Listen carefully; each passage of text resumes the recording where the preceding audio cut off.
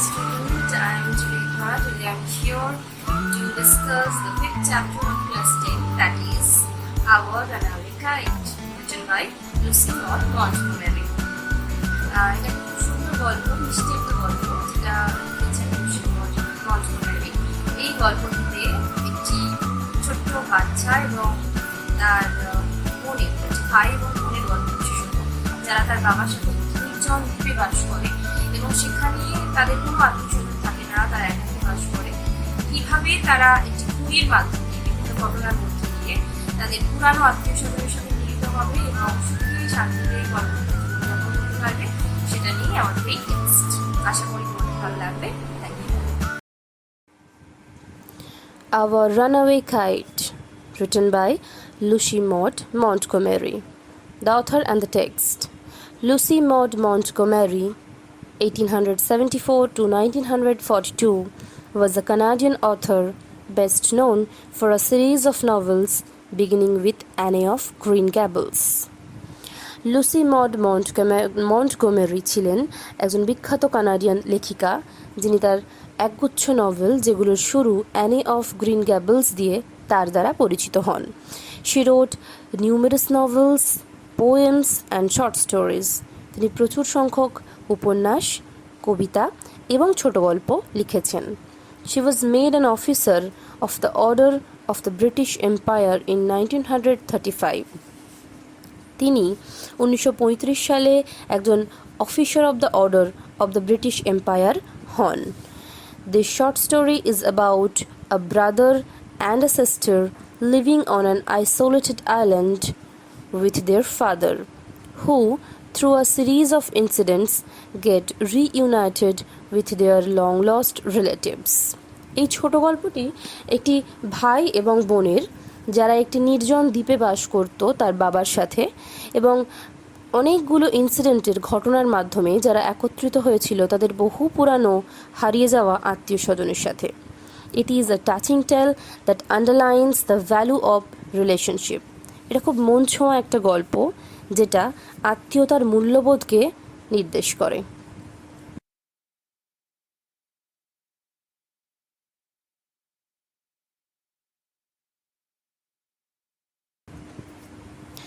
Unit 1. Of course, there was nobody for us to play with on the big half moon. অবশ্যই big half মুনে আমাদের সাথে বাস করার মতো, খেলার মতো আর কেউ ছিল না। বিগ হাফ মুন হচ্ছে একটা নির্জন দ্বীপ, যেটার কথা একটু আগেই উল্লেখ করা হয়েছে। We just had to make the most of each other and we did. আমাদের একে অপরের সাথে সন্তুষ্ট থাকতে হতো এবং আমরা থাকতাম। We live on the big half moon island. আমরা বিগ হাফ মুন দ্বীপে বাস করতাম। We are father and Claude and I, and Aunt Esther and Mimi and Dick. আমরা বলতে বাবা, ক্লড, আমি, আন্ট এস্থর, মিমি এবং Dick. It use to be only father and Claude and I. এটা কিন্তু আগে শুধু বাবা, আমি আর ক্লডই থাকতাম। আগে আমরা সবাই থাকতাম না, আগে আমরা এই তিনজনই থাকতাম। It is all on account of the kite that there are more of us. এটা সেই ঘুড়িটার জন্যই হয়েছে যে ঘুড়িটার কারণে আমরা এতজন একসাথে আছি। This is what I want to tell you about. এই গল্পটাই আমি তোমাদের শোনাতে চাই। Father is the keeper of the big half moon lighthouse. বাবা বিগ হাফ মুনের লাইট হাউসের রক্ষক ছিলেন। আই অ্যাম 11 years old, আমার 11 বছর বয়স। ক্লড ইজ 12, ক্লডের 12 বছর বয়স। In winter, when the harbor is frozen over, we all move over to the mainland. শীতকালে বন্দরে যখন বরফ জমে যেত, আমরা সবাই মূল ভূখণ্ডে চলে যেতাম। As soon as spring comes, back we sail to our own dear island. আবার যখন বসন্ত ফিরে আসতো, আমরা আবার আমাদের এই প্রিয় দ্বীপে ফিরে আসতাম। The funny part used to be that people always pitied us when the time came for us to return. সব থেকে মজার ব্যাপার হলো যে লোকজন আমাদের খুব করুণার চোখে দেখতো, খুব দয়ার চোখে দেখতো যখন আমাদের ফেরার সময় হয়ে যেত। They said we must be so lonesome over there. তারা ভাবতো আমরা নিশ্চয়ই খুব একাকী বোধ করি, with no children near us, কারণ আমাদের আশেপাশে কোনো শিশুই থাকে না। Of course Claude and I would have like to have someone to play with us. হ্যাঁ, ক্লড এবং আমি অবশ্যই চাইতাম আমাদের সাথে খেলার আরও কেউ হোক। It is hard to run pirate caves and things like that with only two. এটা খুব কষ্টকর, ডাকাতের গুহার খেলা এবং মাত্র দুজনে খেলা। But we use to quarrel a good deal with the mainland children in winter. কিন্তু শীতকালে যখন আমরা মূল ভূখণ্ডে যেতাম তখন সেখানে শিশুদের সাথে কিন্তু আমরা খুব ঝগড়া করতাম। So it was perhaps just as well that there were none of them on the big half moon. এটা হয়তো এই জন্যই কারণ তাদের মধ্যে কেউই বিগ হাফ মুনে আমাদের সাথে বসবাস করতো না। Claude and I never quarrelled. Claude এবং আমি কিন্তু কখনো ঝগড়া করিনি।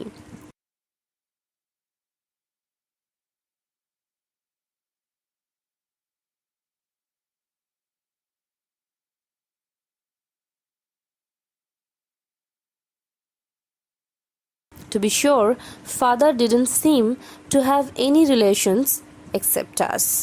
সত্যি কথা বলতে কি, বাবা আমাদের ছাড়া আর কোনো আত্মীয়ের কথা কখনো জানায়নি আমাদের। This used to puzzle Claude and me. এটা আমাকে আর ক্লডকে খুব বিচলিত করে তুলতো। Everybody on the mainland had relations. মূল ভূখণ্ডে সবারই আত্মীয় স্বজন ছিল।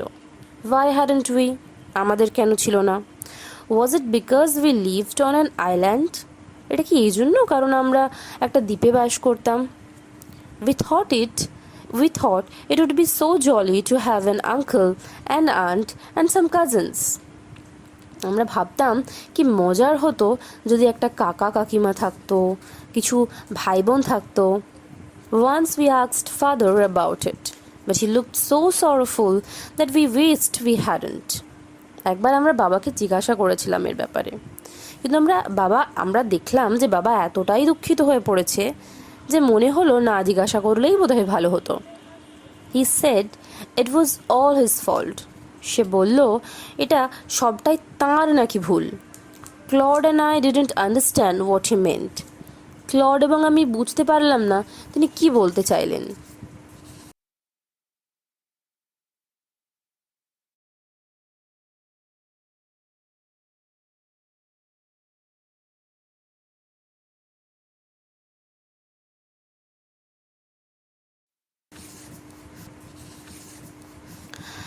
It is always lovely on the big half moon in summer. গ্রীষ্মকালে বিগ হাফ মুনে খুব সুন্দর একটা আবহাওয়া থাকে। When it is fine, the harbor is blue and calm, with little wind and ripples. যখন আবহাওয়া খুব ভালো থাকে তখন বন্দরটা খুব নীল এবং শান্ত লাগে। ছোট ছোট ঢেউ ওঠে, মৃদু হাওয়া বয়। Every summer we had some hobby. প্রত্যেক গ্রীষ্মকালে আমাদের কিছু শখ থাকে।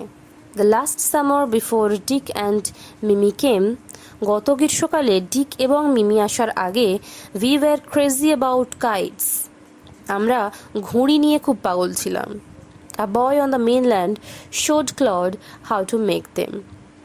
মেইনল্যান্ডের মূল ভূখণ্ডের একটি ছেলে দেখিয়েছিল ক্লডকে যে কিভাবে ঘুড়ি বানাতে হয়।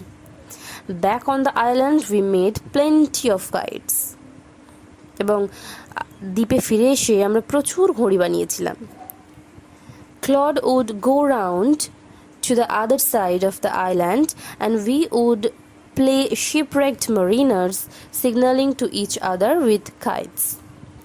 Claude দ্বীপের অন্য প্রান্তে চলে যেত এবং আমরা যে জাহাজ পরিত্যক্ত নাবিকগুলো আছে তাদের সাথে ঘুড়ি দিয়ে সংকেত জানিয়ে খেলা করতাম। We had a kite that was big and covered with lovely red paper. আমাদের একটা ঘুড়ি ছিল যেটা খুব বড় ছিল এবং লাল কাগজে মোড়া ছিল। We pasted golden tinsel stars all over it. আমরা এর উপরে সোনালি ঝকমকে তারা লাগিয়ে দিয়েছিলাম। and had written our names full on it, Claude Litt and Philippa Litt, Big Half Moon Lighthouse. এবং এর ওপরে আমরা আমাদের পুরো নাম লিখে দিয়েছিলাম। কি নাম লিখেছিলাম? ক্লড লিট, ফিলিপ্পা লিট, এবং অ্যাড্রেসও দিয়েছিলাম big half moon light house.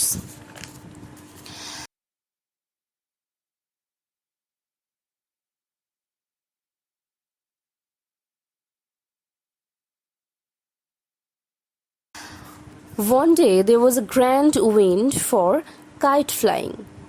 একদিন খুব সুন্দর বাতাস বইল, একদম ঘুড়ি ওড়ার উপযুক্ত বাতাস।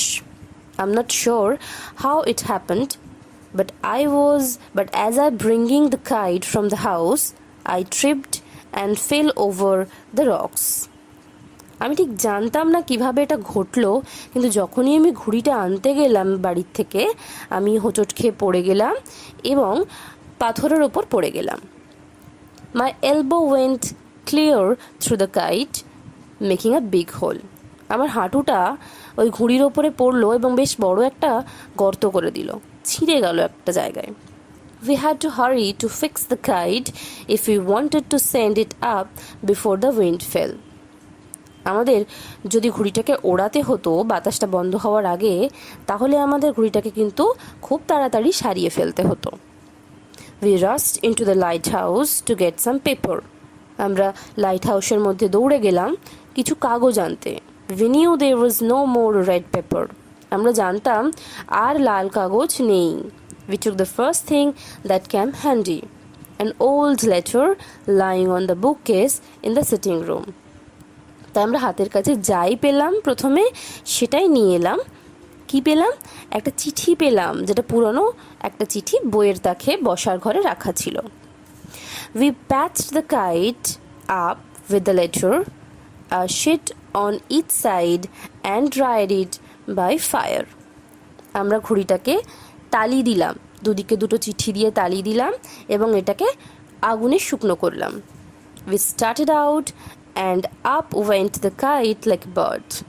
আমরা ঘুড়িটা ওড়ানো শুরু করলাম এবং ঘুড়িটা ঠিক পাখির মতো উঠতে শুরু করলো, অনেক উঁচুতে উঠল। The wind was glorious and it soared.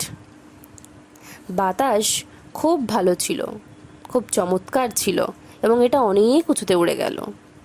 All at once, snap! হঠাৎ করে একটা আওয়াজ হলো। And there was Claude standing with a bit of cord in his hand, looking foolish. এবং ক্লড ঘুড়ির সুতো হাতে বোকার মতো দাঁড়িয়ে পড়ল। That means ঘুড়িটা কেটে গেল। Our kite had sailed away over to the mainland. আমাদের ঘুড়িটা উড়ে উড়ে মূল ভূখণ্ডের দিকে চলে গেল।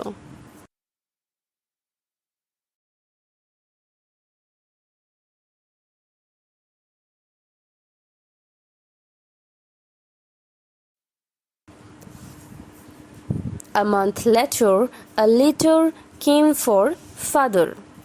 এক মাস পরে একটা চিঠি এলো বাবার জন্য।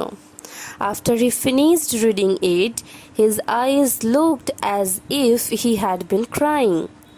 চিঠিটা তিনি পড়ার পর তার চোখ দেখে মনে হলো তিনি যেন কাঁদছিলেন। Do you want to know what became of your kite? তোমরা কি জানতে চাও তোমার ঘুড়ির সাথে কি হয়েছে? He said. সে বলল। Then he sat down beside us and told us the whole story. বাবা বললেন যে তোমরা কি জানতে চাও তোমাদের ঘুড়িটার সাথে কি হয়েছে? তখন তিনি বসে পড়লেন আমাদের পাশে এবং আমাদের পুরো গল্পটা শোনালেন। Father had a brother and a sister. বাবার একটা ভাই এবং একটি বোন ছিল।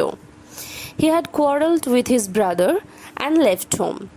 তিনি তার ভাইয়ের সাথে ঝগড়া করেছিলেন এবং বাড়ি ছেড়ে চলে এসেছিলেন। Years afterward, he felt sorry and he went back. He found his brother had died and he couldn't find his sister. বহু বছর পর যখন তিনি মনে মনে অনুতপ্ত হলেন এবং ফিরে গেলেন, দেখলেন যে তার ভাই মারা গেছে এবং তার বোনকে তিনি আর খুঁজে পেলেন না। The letter father had just arrived was from his sister. যে চিঠিটা বাবা একটু আগে পেলেন সেটা তার বোনের লেখা ছিল। Aunt Esther, mother of Dick and Mimi. Aunt এস্থরের লেখা, যিনি ছিলেন ডিক এবং মিমির মা। She was a widow who lived hundreds of miles inland. তিনি একজন বিধবা ছিলেন এবং মূল ভূখণ্ডর থেকে শত শত মাইল ভিতরে বাস করতেন। One day, when Dick and Mimi were out in the woods, they discovered the kite on the top of a tree and carried it home. একদিন ডিক এবং মিমি যখন বনের মধ্যে ঘুরে বেড়াচ্ছিল, তারা একটা ঘুড়ি আবিষ্কার করলো গাছের ডালে এবং সেটাকে পেড়ে বাড়ি আনলো। When their mother saw the kite patched with the letter, she turned pale. মা যখন সেই ঘুড়িটা দেখলো তখন তাদের মা বিবর্ণ হয়ে গেল। দ্যাট মিন্স তার চেহারার রং যেন বদলে গেল। It was the very letter she had once written to her brother. এইটাই সেই চিঠি যেটা তিনি তার ভাইকে লিখেছিলেন। Philippa was her mother's name and Claude was her father's. Philippa ছিল তার মায়ের নাম এবং ক্লড ছিল তার ভাইয়ের নাম। She knew who we must be. তিনি জানতেন যে আমরা কারা, কে হতে পারি। So she sat down and wrote to Big half Moon and father received her letter. তাই তিনি বসে পড়লেন এবং বিগ হাফ মুনের উদ্দেশ্যে চিঠি লিখলেন, যে চিঠিটা বাবা এইমাত্র গ্রহণ করল। Next day father went and brought aunt Esther and Dick and Mimi with him. পরের দিন বাবা গেলেন এবং aunt Esther, that means Esther আন্টিকে নিয়ে এলেন, ডিককে এবং মিমিকেও তাদের সাথে নিয়ে এলেন। They have been here ever since. তারা এখানে তারপর থেকে রয়েই গেল চিরকাল। And Esther is a dear. Aunty Esther ছিলেন খুব ভালো একজন আমাদের খুব প্রিয় মহিলা। And Dick and Mimi are too jolly for words. এবং ডিক আর মিমির মুখে যেন কথার বন্যা বয়ে যায়। But the best of all is that we have relations now. কিন্তু সবচেয়ে ভালো ব্যাপার যেটা হলো সেটা এখন আমাদেরও আত্মীয় হলো।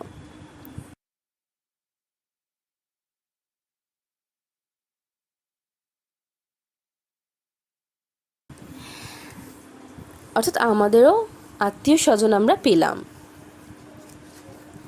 এই গল্পটা খুব মিষ্টি একটা গল্প। এই গল্পের মাধ্যমে দেখানো হয়েছে যে আত্মীয়তা, একে অপরের সাথে সম্পর্কটা একটা বাচ্চার জন্য কতটা জরুরি।